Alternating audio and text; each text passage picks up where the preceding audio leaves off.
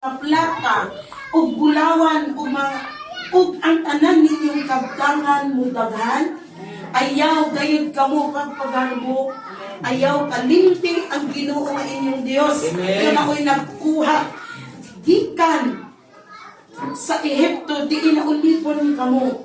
Ehipto means sa kasalanan karon. Siya nagtultol kaninyo lapas ni atong hilabihang dakua ug makalilisa nga kamingawan nagipuy-an sa daghang malalang bilin tanga. Yuta kadto nga walay tubig apan nagpaaga siya tubig gikan sa batong bantilis aron inyong mainom. Sa 16, siya ang naghatag kaninyo mana aron inyong kanon, pagkaon nga wala pagayud matilawi sa inyong katigulangan. Gibuhat niya kini aron pagputol sa inyong garbo ug pagsulay kaninyo alang sa inyong kabulahanan. 17. Ayaw pag-ingon na angkon ko kining bahandia tungod sa akong gahom ug kakugi. Hinumdumin ninyo ang Ginoo nga inyong Dios.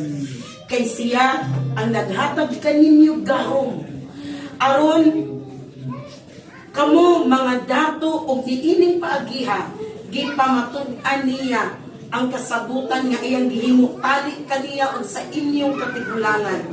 Kung ikalimtan ninyo ang Ginoo, ingon dinhi ang inyong Dios, ug mudangot kamo sa mga Dios-Dios ug musimba ug moalagad kanila pasidan-an ko karon nga mga puo dayon kamo. Now nag-remind ang Ginoo kung unsa kamaayo siya, unsa kanindot na balita na to siya, hinumduman na to siya sa tanang gibuhat niya kanato. Amen. Amen. Amen. Salamat sa Ginoo nga pastora no, giilag yun ni bisan kinsa malagad man ta sa Ginoo, simpleng tao lang man ta.